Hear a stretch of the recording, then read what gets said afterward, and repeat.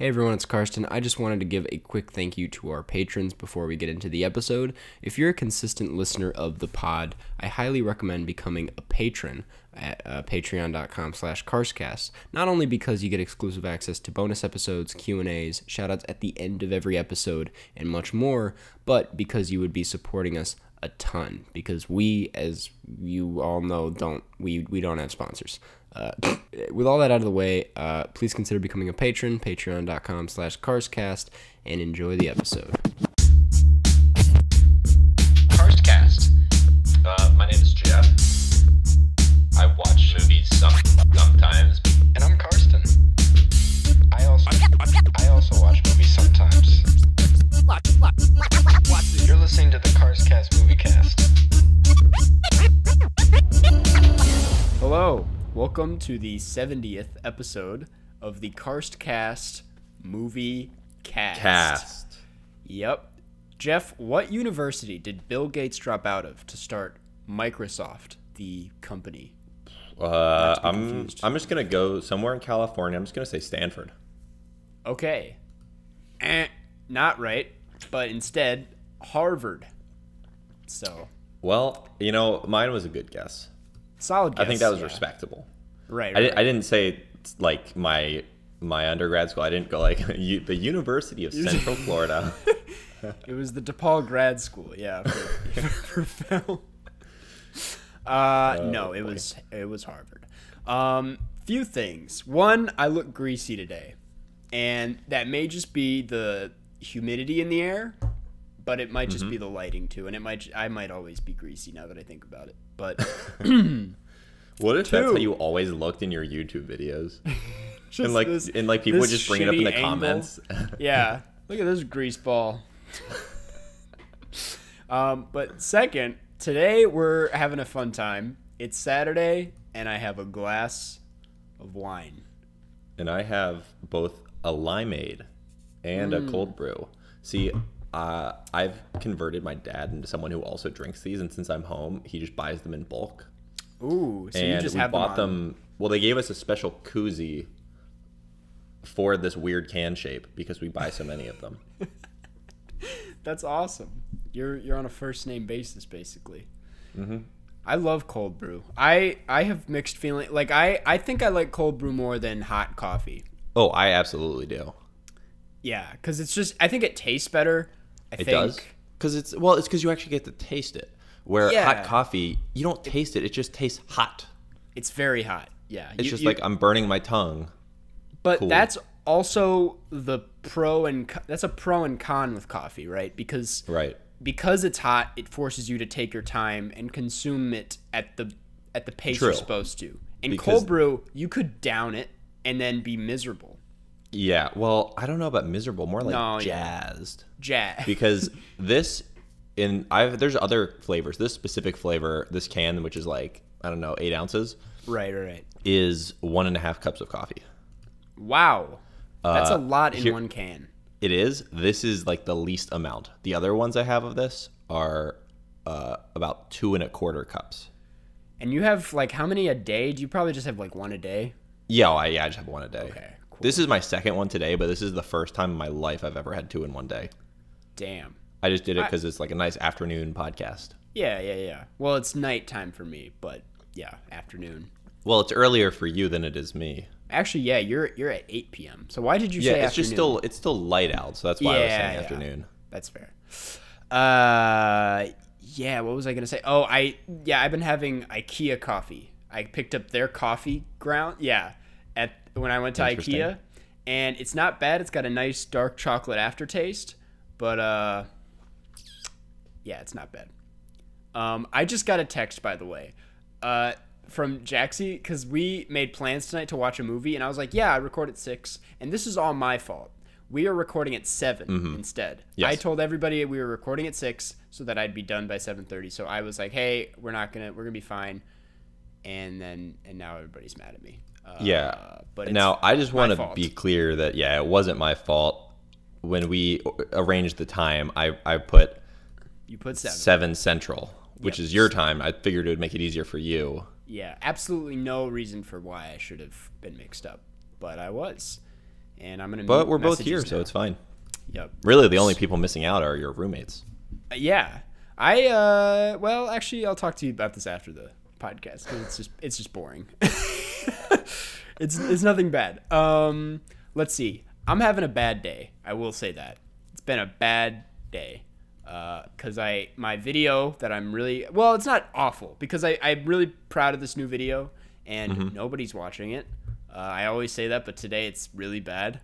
It's like and then I don't know if I don't know why you would. Like, I posted this review on Letterbox of Anomalisa last night. Basically, like, talking about how I don't think it's as good as I did the first time. Have you seen Anomalisa? I have seen Anomalisa. What do you think of Anomalisa? So was this your second time seeing it? Mm-hmm. It's a film that I think would lose a lot after the first time. Yeah, well, that's what I realized. Yeah. But that's not necessarily a negative of the film, because I think that some experiences inherently can only be the same one time. Right, right. You know, where it's like when you go on a roller coaster. If you go on a roller coaster 2 times in a row, you don't get like the same adrenaline rush. Yeah. Yeah, for sure. I just like I noticed a lot of flaw. It just wasn't as crazy to me. Like a roller coaster. It just wasn't the same the second time around. I thought Synecdoche, New York was better. It was a better Charlie Kaufman film as a whole, like at what he was trying to do. I just didn't like it as much the second time around. And everybody got very mad at me in the comments because, first of all, everybody assumed that I changed my opinion because Jaxie and John hated it, and I mentioned that in the review, and that's not why. I decided I hated it halfway through the movie before we started talking. It's just been an annoying day of Letterbox. It's got over 100 comments, I think, now. Wow. Just tearing me apart. You know, a lot of people don't have 100 people to comment on their Letterbox. No. A lot of people don't have lives, apparently. It's just been one of those days. And I look shiny. And I went on a date today, but like a date. Yeah, like a socially distanced like hinge date. And we just walked around a park and like kind of sat in this park and talked. And I was in the shower this morning like shaving, and I was like, why am I shaving? I'm gonna have a mask on the whole time. Yeah, it was fine.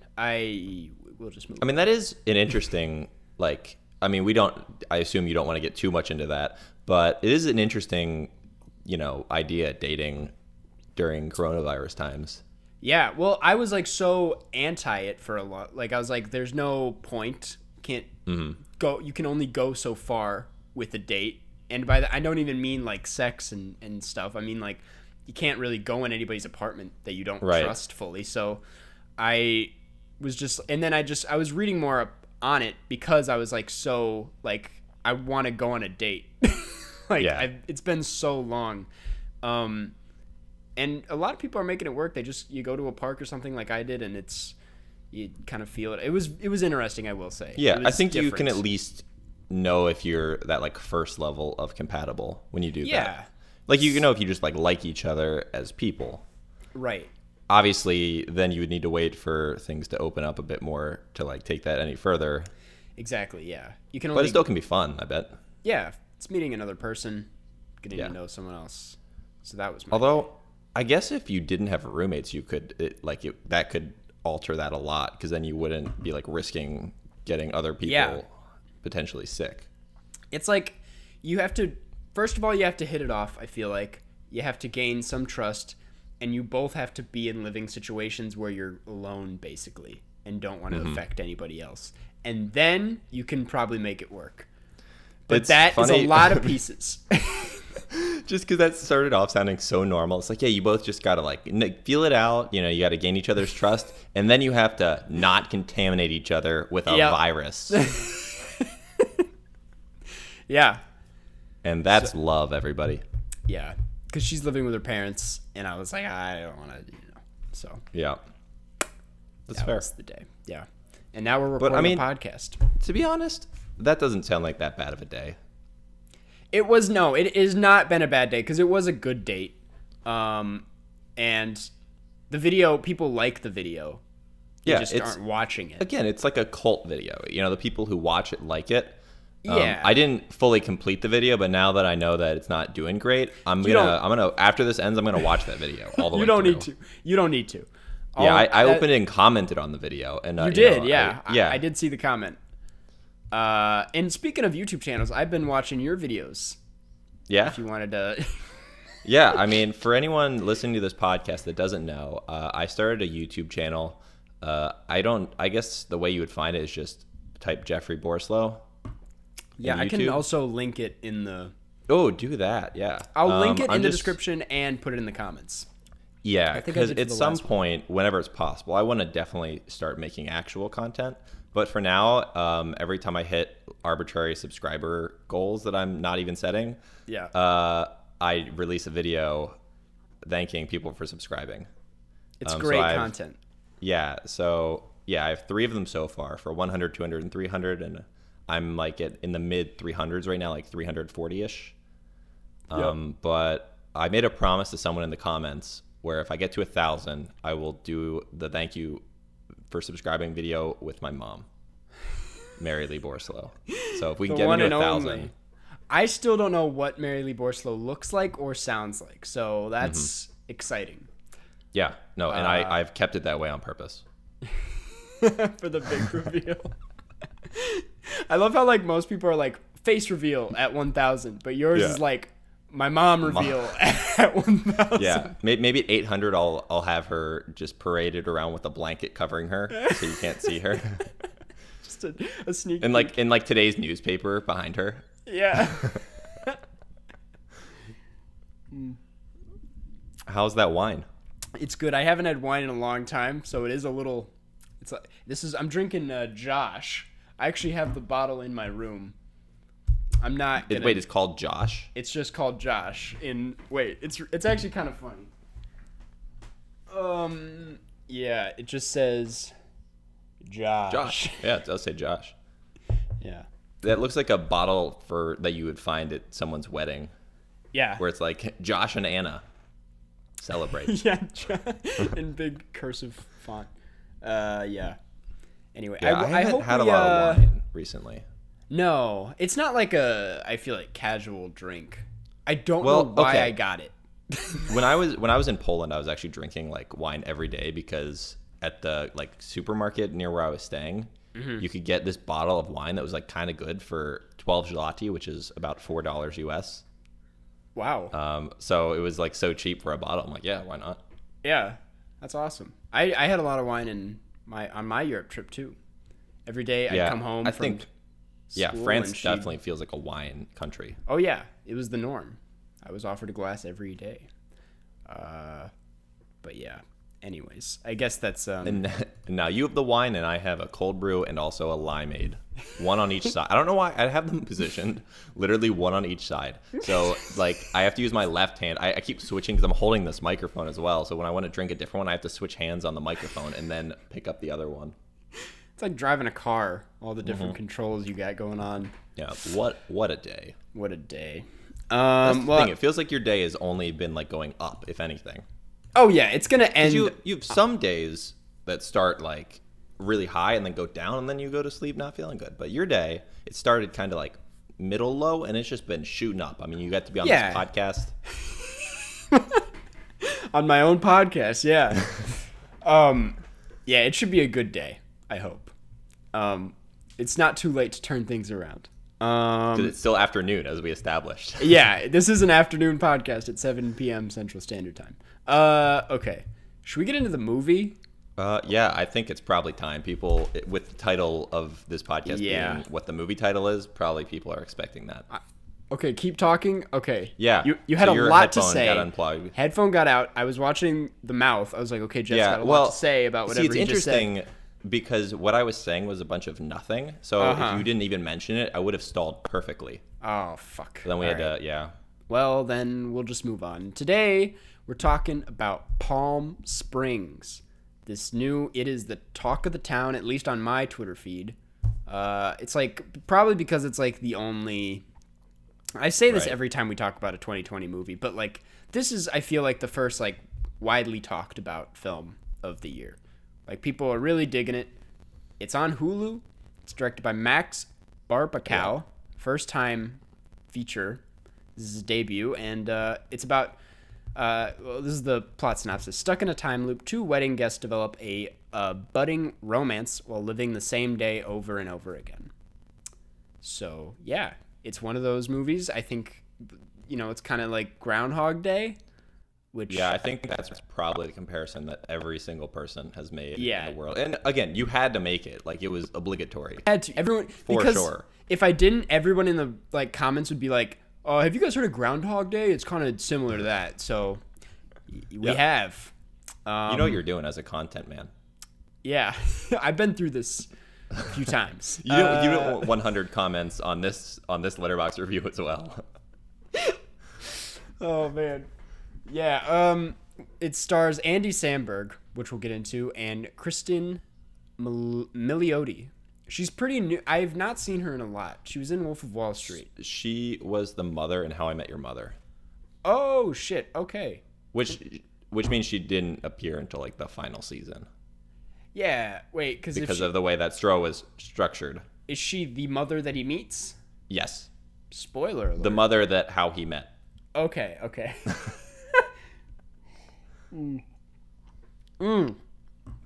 Wine is not that good. Anyways. You didn't have my Poland wine, which was actually from California, but you can't buy it in the U.S. It doesn't make any sense. It was really cheap. It was called Jackrabbit, and they don't sell it anywhere that I've ever seen in the U.S., even though it's from California. It doesn't make any sense. That doesn't make any sense. So how can you ship it all the way to Poland and it still only costs $4? Yeah. That's stupid. I feel like wine... I've only had good wine in California and in Europe. And this Target wine that I got, this Josh, it's fine. we hate Josh. Josh is canceled. No Josh is allowed on this podcast.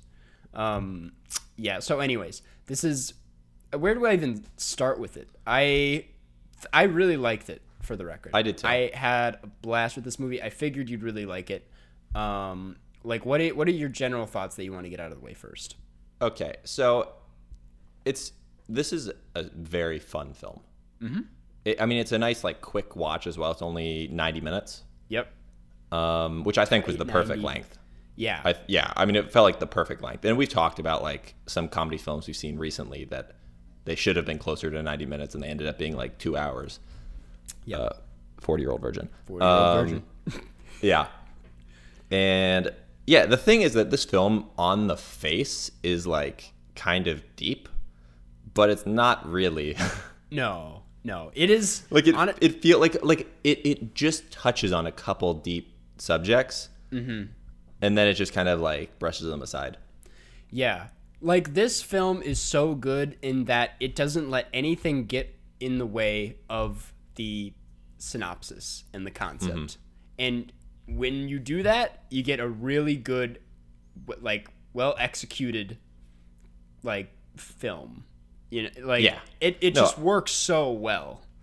Yeah, I wasn't saying that as a negative, that it wasn't necessarily deep. I think that if anything, this film knew exactly what it was trying to be. It's just a very easy watch. This film would be very easy to rewatch. Oh yeah. Which, to be fair, you actually do rewatch a lot of it within the film because it's about a time loop. That's true. Yeah. It's I immediately was just so on board with it. I think it gets to the plot at the perfect time. It does get right into business kind of. Oh, it goes right away. Wastes no time at all, and you're like, oh, we're already doing the thing. I just thought, because when I was thinking it through, some of the concepts, I feel like on paper, I would be very intimidated going into this film that this could turn out so messy and so stupid. It could be so stupid. And it is riding that line, but it never feels dumb. Yeah. Well, the thing is, Andy Samberg as an actor does a great job at making things that are stupid work for the purpose of comedy. Yep. So I think a lot of other people cast in this role, the film would have felt dumber, but with Andy Samberg, there's always an implicit level of dumbness that you expect. Yeah. And it just he kind of makes it work. Yeah. If we got a 2010 Adam Sandler as the lead in this, it would probably be a bad film. you know? Yeah, I think so. But I do want to talk about Andy Samberg, unless you had something else to say. No, yeah, I was just so I put my Letterbox review in right before this podcast, and so I never turned off notifications. So you got 99 comments. I'm not big on Letterboxd, so but the thing is like I'm probably like top 10,000 or something as a Letterboxd member because I have over 1,000 followers. You're pretty high up there. Mm-hmm. Which is sad because my reviews are like one sentence and say nothing of interest. I don't think you understand how Letterbox works. That's the exact type of thing that'll take you to the top. Well, it feels like that's like what some people enjoy, but then there's like this whole other sect where it's like they are like, no, this has to be a review that's worthy of being printed in a newspaper. Yep, that's most. It's like of the warring factions that hate me. Yeah, but the thing is, they still follow you, which is very interesting. Yeah. Okay. This one guy. Let me just say this really quick, and then I'll stop talking about this. But I was looking at the comments right before I got here because I wanted to see if there's anything funny. And this guy who's been all over the thing, I would just like to say I'm living in this man's mind, completely rent-free. Mm-hmm. But he was like, what is it? He's like, some people can like Karsten, I just don't. He says, to be clear, I'm not saying people aren't allowed to have fun on this platform, but there are people who write serious analysis and reviews on here that are legitimately great and aren't recognized for it, which is just sad, really, considering Karsten is so successful and can't write or make a review to save his life. And I'm just sitting here with my Josh wine. You're like swirling this wine. Yeah, just Whole Foods glass. You're like blotting your face, your oily face with printed out YouTube analytics. Figuring out what to say about this date that I had today. Now, I want to be clear for everyone listening at home. This nice guy act that Karsten has, it's actually not an act. He's actually very pleasant. Yeah, thanks, Jeff. Like I was expecting that to be Karsten. A roast. Yeah.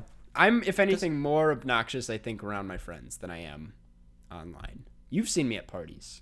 Jeff, there's a photo of us taken on like on a film camera that was like developed. It's a black and white photo of us at I think a Halloween party, like way before the podcast. And I think it's a great photo. I should send it to you. But yeah, send it to me. Yeah, I came across it the other day and it's so funny.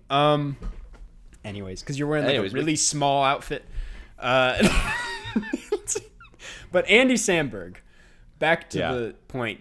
He has been in so many films that have just completely like bombed, and where I don't feel like a lot of his not only comedic potential but like dramatic talent like was able to shine fully. And I don't think this is by any means like a best actor scenario, but I think no, absolutely not. But it's a best Andy Samberg scenario. Absolutely. It's like such a great, like he works perfectly in this film.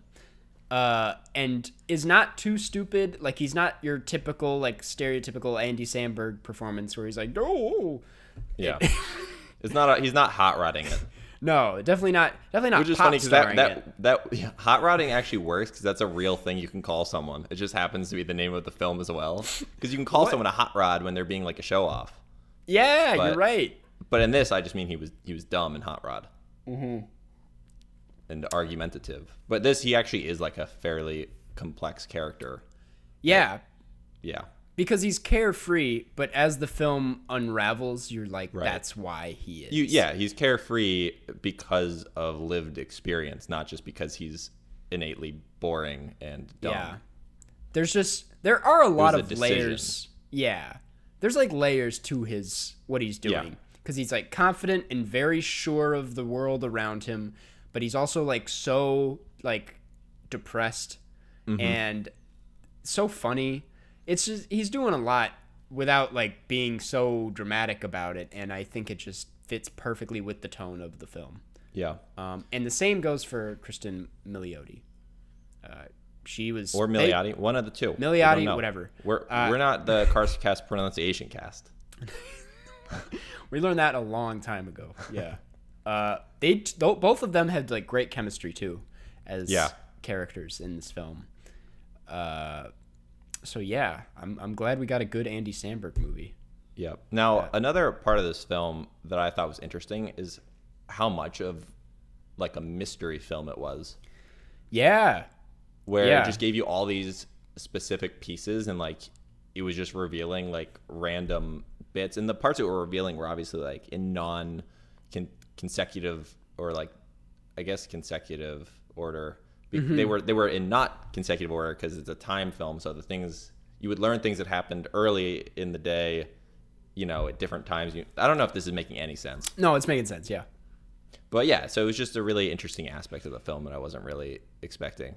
Yeah, for sure. I mean, like the J.K. Simmons character coming up. Yeah. And then like the way they were very patient with him, like when they use him and when they don't, because they introduce him and then I'm like, what's going to happen? And then they don't really bring him back until later. And it's like such a great payoff, like the ways he keeps coming up.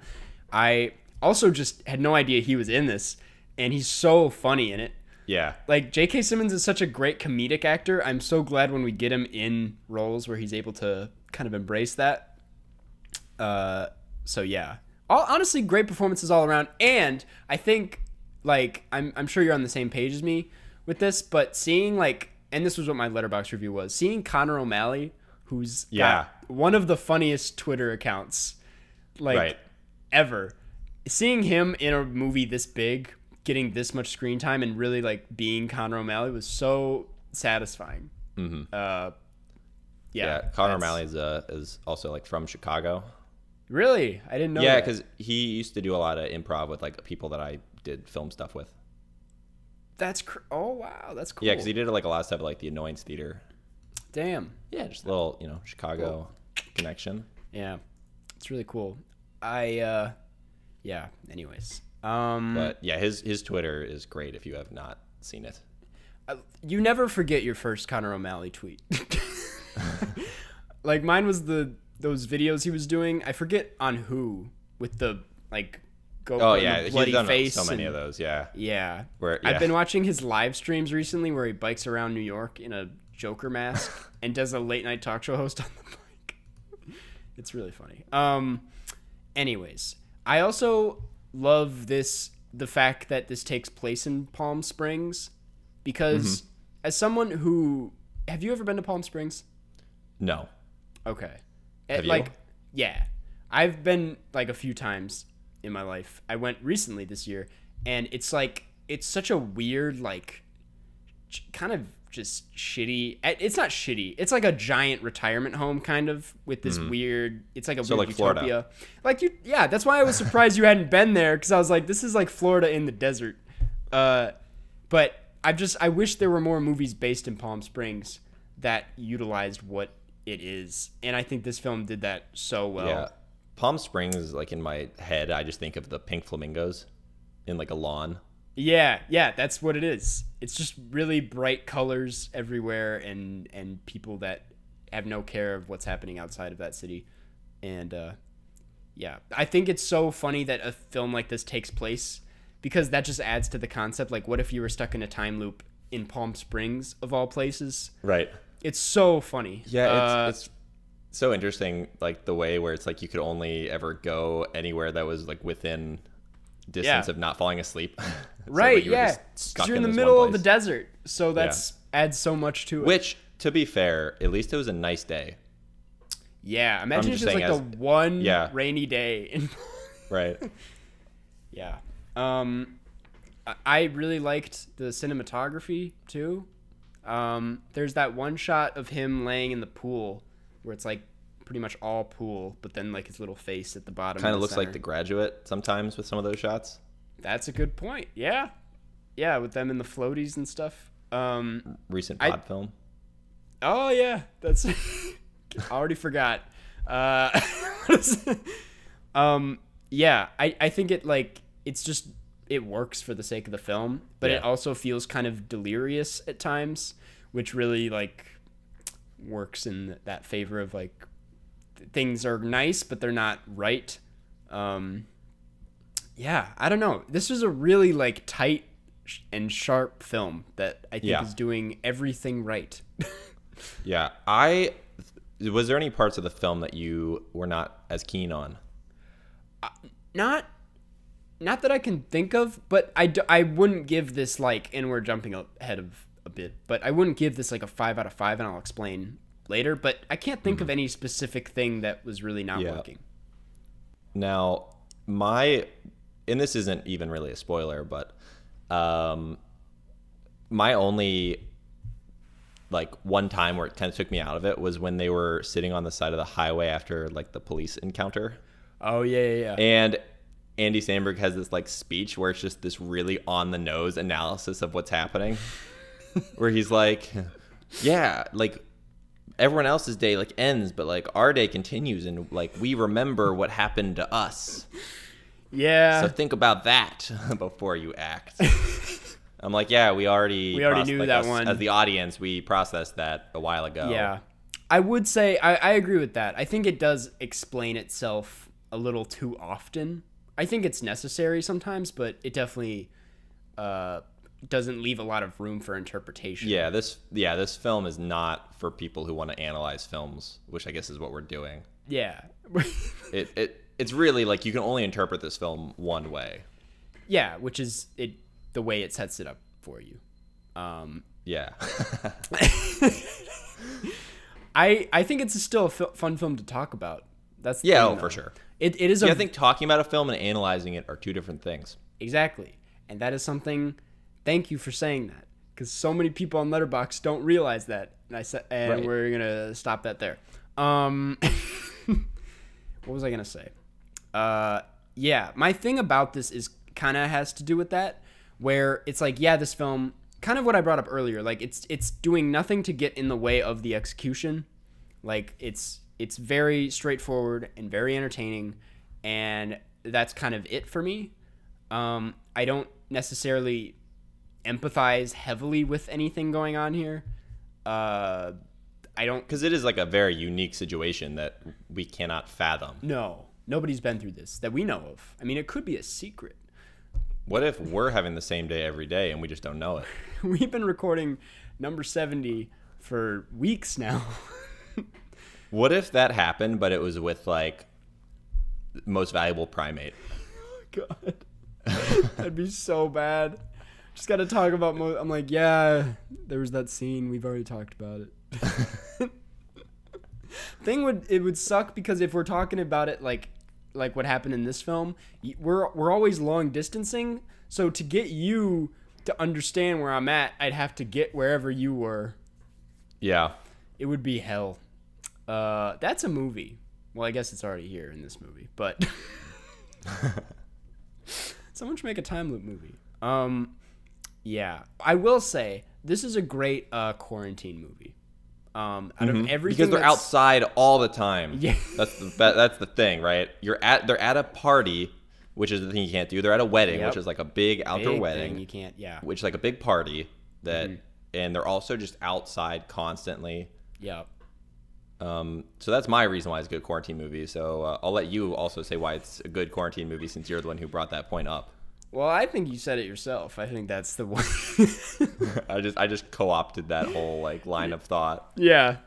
I just think like this idea of being stuck in the same thing over and over again with someone and trying to recognize why it's important to have someone in these in this space of isolation. I think it's cute, and it's weirdly relevant. Like it's kind of a stretch to relate this to quarantine, but it's also not, because it does feel like everybody's experiencing the same thing every day. Okay, that's a better point than the one I made. Mine is, I was like watching, I'm like, I wish I could do that. And yours is more of like a cerebral concept of like same day happening. So yeah, that makes more sense than mine. I'm just like, yeah, I wish I could go outside. I want to go to a wedding. Man, you go to a lot of weddings, it seems like. I mean, you're also at that age. Yeah, I'm not invited to most of them. I just show up. It's like Wedding Crashers, but like they're like, oh, Jeff I'm is not here. trying to like, do stuff like that. I just mean like I just like you just like going drinking to at open bars. Yeah, which I think is what that movie was. I've seen that movie, but I don't remember. That's not what that movie was about. Okay, never mind then. I need to rewatch that. That's why I was avoiding that. That movie was about them like tricking people at the wedding to like sleep with them. Oh, interesting. Yeah, that's not what I thought. Yeah, that's not. Yeah, I saw that movie as a kid. which is actually probably not something I should be watching as a kid. Yeah, but that's my mom not a showed it kid's to me. movie. My mom was like, "We'll just leave it on the TV," and but she was so Wedding strict. Crashers was your parent for 2 years. Yeah, Just every day.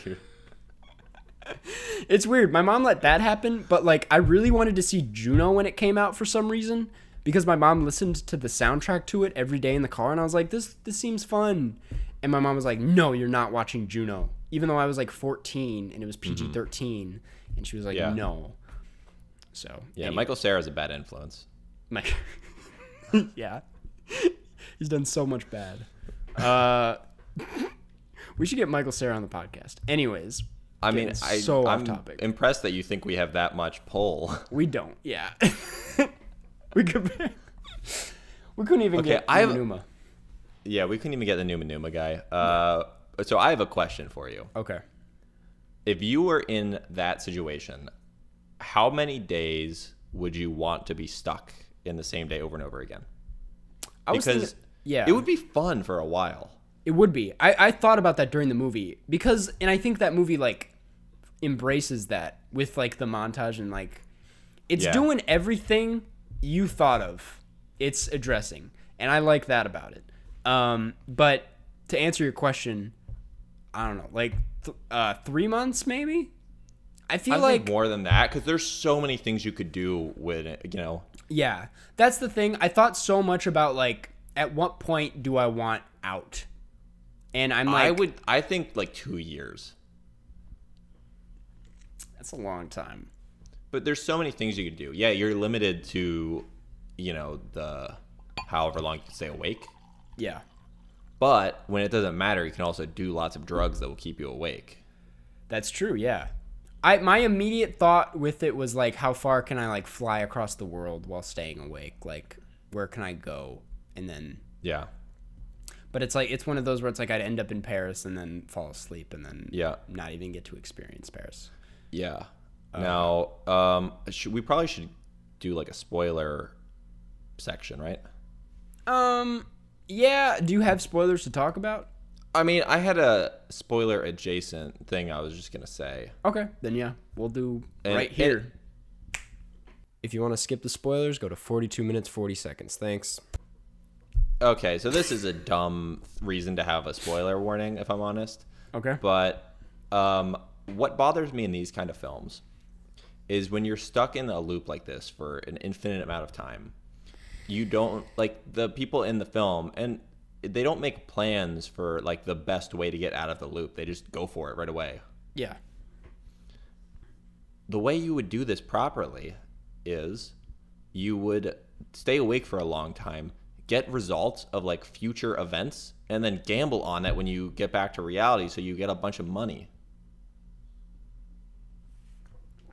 But, like, what is the money, like, yeah, it'd be, well... Are you saying you know how to get out of it first? Because like the money doesn't mean anything. Yeah, but I'm saying that. But like once you get out of it, I'm saying like you make the plan for once you learn how to get out of it, you should have like you can use this to your advantage, right? You're right. And also, it also never said that like when they blew themselves up, obviously I guess they weren't like just like their clothes didn't like disappear. So I guess they could just go to a casino until they win a bunch of money, stash it all on their person, and then do the thing. So I think that's the move. Yeah. Because you have an infinite amount of time to win at a casino. Mm-hmm. Again, I know this is a stupid point. No, this is actually not the point of the film. But you're right. I think that, no, you're actually completely right. That's a great point because that would have been it could have been just a small gag that they would have acknowledged, right. And it could have been funny to look at. That's absolutely something because again, movies are condensed, like time is condensed so much in a film. In actuality, after this, like they realized how they could get out of this, they would have still been sitting around for hours and hours. So you would think they would come up with like the best way to get out of it, and just like, might as well get a bunch of money to maybe have if we don't die. Yeah, that's a good point. I'm not gonna dock the film for that, but I think that's a good point. Oh, I don't think it makes the film worse. It's just it's like a minor point, a waste of potential. Exactly. It's more of just like an issue I have with the script where they didn't do that. Well, that's a good thing to know if we ever get stuck in this situation. Right. I'm glad you brought that. I'm the one. I think through all of our exit strategies. I'm the guy. Yeah. I love that we assume like you and I specifically will be the ones getting stuck. And that's where we record the same podcast over and over again. Yeah. Although I guess if we were the ones aware that we were stuck, we wouldn't keep doing the same podcast. We would figure out something else. We're just really angry, and we keep showing up talking about it. We don't have to do this. Yeah. We're like, yeah. And for some reason, in the third period, no one realized that it was a girl playing hockey on the ice instead of a chimpanzee. Man. Cool. Well, I think that's like most of what I have to say. Okay, do you have anything else to say about that involves like the ending? Because that would be a really dumb reason to have a spoiler alert if it's just that one thing I said. I really don't. Well, besides the fact that I think it's cool that it was like a goat that led them to the. I thought that was funny. I mean, it's awful they killed the goat, but like it was an creative idea. So, what about you? What do you have to say? I kind of think it could have been an interesting film. It would have been a different film, but if because once it kind of got to the ball was rolling on this whole exit strategy, you knew that it was going to work because of the type of film it was. I just think it could have been interesting if they died. Would have been unexpected. It could have been a little bit funny too, because it would have been very unexpected. Like the film just ends. Yeah, that would have been actually. I am not opposed to that idea at all. You're putting up some good points today. Honestly, there would have been like an Ocean's 11 like casino like heist for them, and then they blow themselves up and then they die. That's the ending of the film. Apparently, I'm asking for. I like it. I'm full of ideas today. Yeah, we should write this movie ourselves and remake it, and then everybody's like, well, yeah. We just film our own ending and then send it to the Lonely Island. Cut to the credits. I'm like, this is what it should have been. Idiots. Someone edited the Toy Story 3 ending. It's on YouTube where they did it as a prank where the movie ends with like the whole gang going into the like fire, and then it just fades to black, and then the credits roll. And then the mom's reacting to it, and she's like, "What?" And it's like, yeah. Yeah. Anyways, well, that does it for spoilers then. Unless you have anything else to say. Yeah. What are you feeling for a score? So I gave it a 4.0. That's what I gave it. Yep. This is like such a 4 out of 5 This movie. is the most 4 out of 5 movie I think I've ever seen. Like right after it ended, I'm like, easy, 4 out of 5. Yeah. Easy. What time of day though? I almost forgot. Honestly, I'm gonna say like 9 p.m. 9 p.m. It's not prime time, but this is a late night movie to watch with your friends. Like this is such a great group movie at night, or with a date, or with like you know, it's a great nighttime movie. I think you could even push it later, like even like 10, because it's such a short. Yeah, you're right. Actually, end the night with this. Yeah, end at 11:30. Then maybe if you're still up for it, you just pop on like the Switch, play some Smash. Yeah. Oh my God. Yeah. I haven't played Smash in a long time. Maybe that's what you should do. Watch the movie you're going to watch after this and then play some Smash. Play some Smash. Because you need to practice, because I did beat you that one time. I was also, I think, wine drunk that night. So we're going to move on. Well, that does it for the movie. We should probably move on to questions. Wouldn't you say? We should. That's usually how this goes. Yeah. So we have some fun questions today.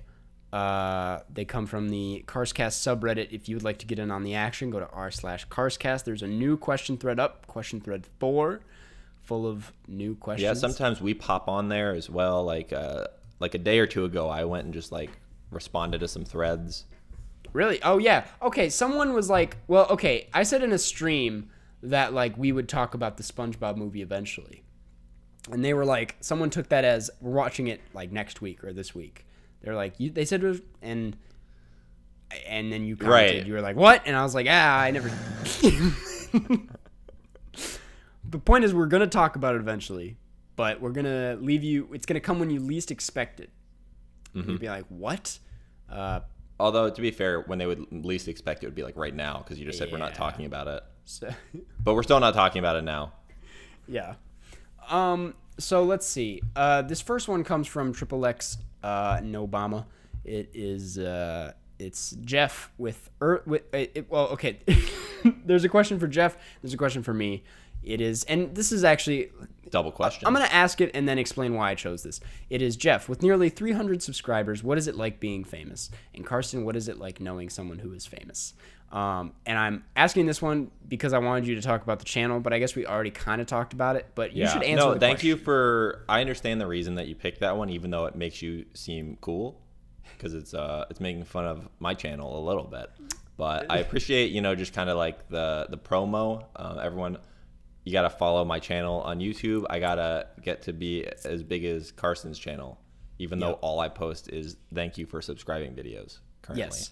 He needs to do that. Which he does not post, to be fair. No. I did post a thank you video for 100,000 that has since been deleted.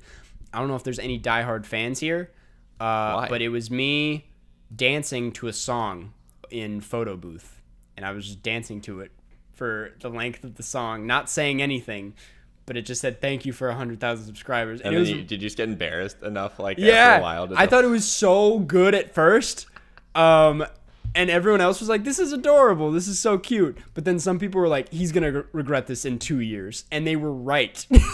And I was like, yeah, this is stupid, and I deleted it. But I think for any diehard fans, I'll bring that video back for when I hit like 500,000 or something. So nice. Which will be really soon with your current growth rate. Well, it actually maybe not, but we'll see. Let's see. This next one unless you had anything else to say about that. Nope. Cool. This next one comes from Stop Motion Samurai, fan favorite in the subreddit, and it is.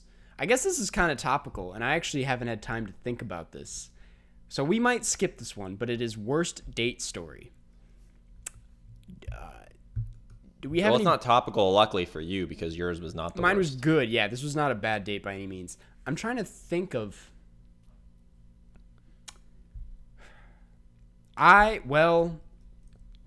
Okay. Well, never. I'm trying. Just a long gap of silence. I'm trying to think of like what is. Does a one night stand count? Because I had a one. Not necessary. I don't know. Okay. I guess that's up to you if it was bad. It's a bit of a date. It wasn't bad. It was just weird because she was in my public speaking class, and we weren't done with the class when it happened. So I just had to go up there and like give a speech, and then like we had to critique each other because that was part of the class, and I was like, yeah, nice speech. It was just, it was a bad situation altogether that I wish didn't happen, but it did. Yeah. And that's the only one night stand I've ever had. Was the approach there like, so you like public speaking too? I liked how you were speaking publicly in that class. You to be fair, I think enunciated really well. I think she did like an awful job. She had a really bad final, and I was like, ugh.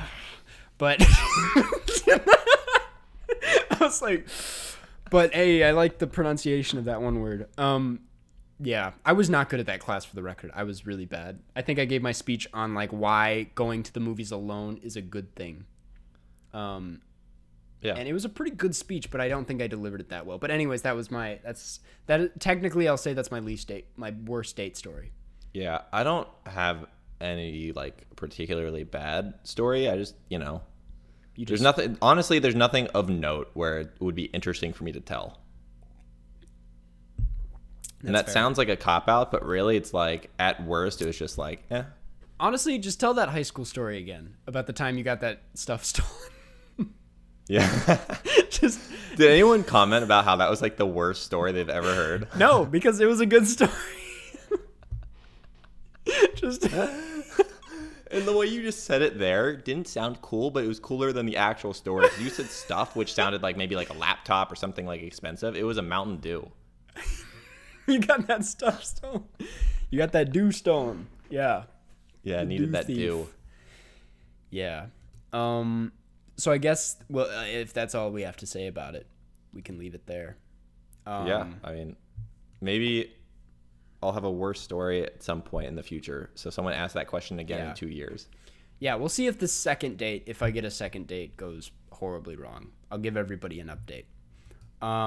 So this last one comes from Matt Severino. We're going to say that. If you could have dinner with any director, who could it be? Or who would it be? I've been asked this a few times, but I want to hear your answer. Are we going like dead or alive? And if they're dead, are the directors dead when we have dinner with them? You know what? We're going dead or alive, but we're not doing that second thing. They're in their prime when we have dinner with them. Oh, okay. This is a question I feel like I could have sent earlier. Yeah, it's a thinker. You go first. I'll think about it. I'm going to say David Lynch.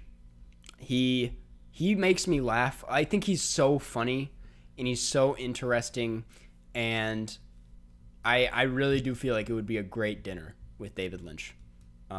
It's either him or, and I'm trying to think of now like dead, like legendary directors. I wouldn't want it to be like a very like renowned, like iconic, not to say David Lynch isn't iconic, he is, but like I wouldn't want it to be like Alfred Hitchcock or something. Cause I need someone like kind of goofy and self-aware. Right. And I feel like David Lynch is that. So honestly, Christopher Guest too. I feel like dinner with Christopher Guest, even though, actually, I take it back. He said in an interview that he's not funny outside of his movies, so I'm just going to say David Lynch. Okay, I got it. Here we go. Elaine May and Mike Nichols. Wow. I honestly, okay, I saw it coming, but A comedy team. That would be, I feel like, because you adding whatever your input would be such a funny, it would be a great dinner. Although I would totally be bothering Elaine May about talking about Ishtar. Yeah, I feel like what do you think Elaine May thinks about like the Ishtar fandom? Do you think she like likes them? I'm sure. Yeah. Because the thing is, I think Ishtar, she liked that film. I think is objectively pretty good, and it really, like, again, is this weird case of a studio tanking their own film for various political like reasons. Yeah. That's true. So I mean, because again, I don't think Elaine May thinks it's a bad film. She just so it's just kind of a weird one, but I think maybe it might be a little bit of a sore subject because Ishtar was the reason why she was not able to direct another film until right now. Yeah, but that's exciting because we're getting a new Elaine May film soon. That's actually so. And I still need to finish out my Elaine May and Mike Nichols filmography. So I think that's what in the next, like, by the end of next month, I want to have seen all of their films. Wow, cool. That's my plan. I'm going to watch one of her films tonight, I've decided, before I go to bed. I just decided that. I think it's going to be, let me get it. I've already seen, I want to know what you think of Mikey and Nikki. That's a good film. That's like the first one on my list. Yeah. A New Leaf. That's the one. Because I think she's in that one. So, yeah, she does some acting. Anyways. So that is going to do it for questions. Thanks for asking, as always. These were some fun ones this week. Got to talk about my one-night stand, so... Yeah, that's cool. Yeah, thank you for that. Lastly, we'd like to... Well, not lastly. I always say that on accident. We're going to read a review. This one is really funny. Before I get into it, I will say, like, we read a review every week because we want to encourage you guys to leave reviews because we like to know what you think about the podcast and what we can improve on, and we also think it helps us in the algorithm. This one comes from Jeffrey Jeff. Says, the best podcast for welders, 5 stars, and it reads, so informative on the art of welding, covers a variety of welding techniques and applications, and never ceases to be entertaining and educational. I highly recommend for all weldites and weldettes. Stay welding. I am very convinced you have something to do with this, but I do not at all. And in fact, we have only ever even mentioned welding one time. We have? At all? Yes. When? Do you remember? It was with my brother because one of the gifts I bought him a few years ago, when I would buy him a bunch of gifts, was a welding mask. Yep. And he thought that was useless until he had my dad break out like the welder's glass part of it and send it to him so he could watch the eclipse. And it turned out to be an amazing gift. Wow. So good for you at the end of the day. Even though you've probably So I have explained that purchased already. welding equipment, yes. Yeah. Well, interesting.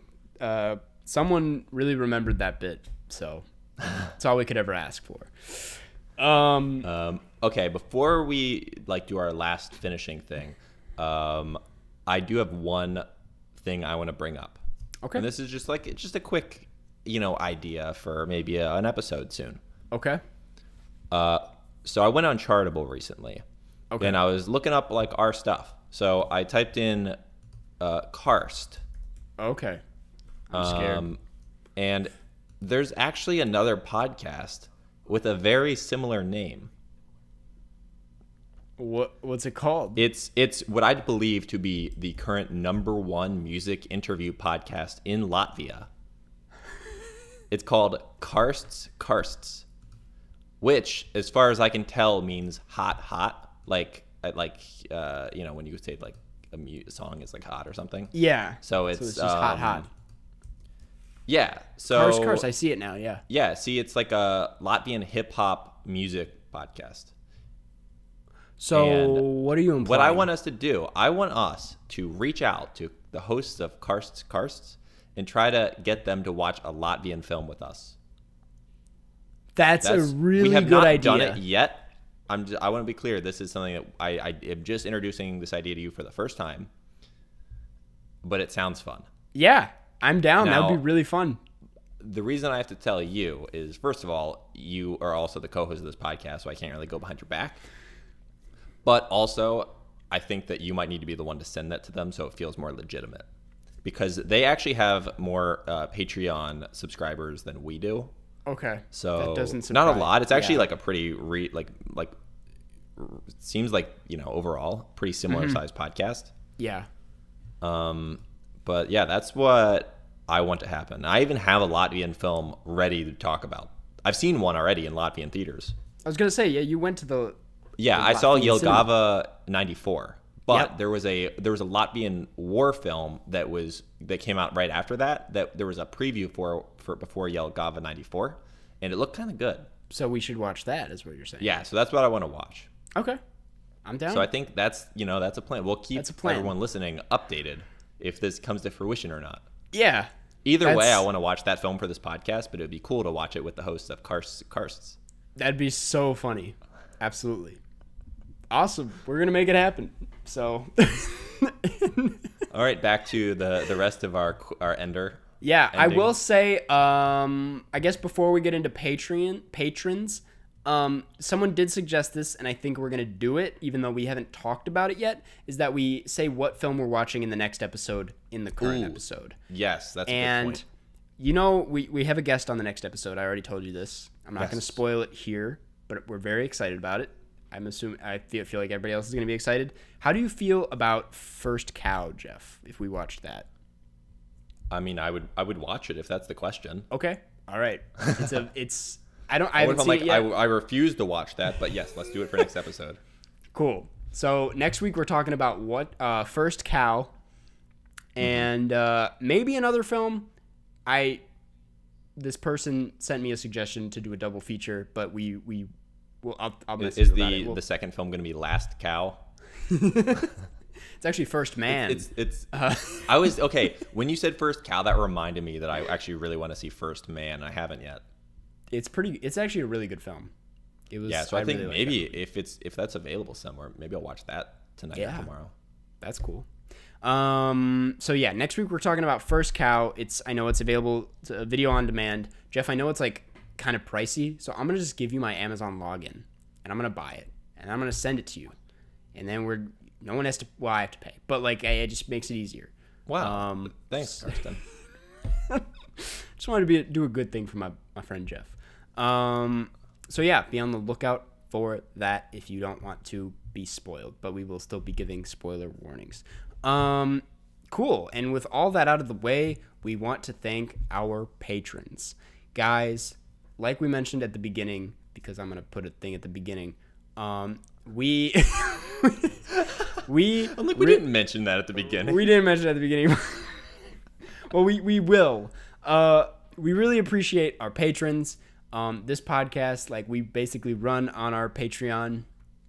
You guys support us a lot and help make the podcast better. If you listen to this podcast on a regular basis, please consider becoming a patron, because it really does help us in the long run. And when you become a patron, you get exclusive access to bonus episodes, Q&As, shout-outs at the end of every episode, Google Hangouts, which we should do soon, by the way. Oh, yeah. And, although now it's going to be a Zoom meeting. Yeah. I don't know why I keep saying Zoom. Yeah, it'll be a Zoom Hangouts. Once we realized that was way better. Yeah. And much more probably in the future as when we figure out what to do.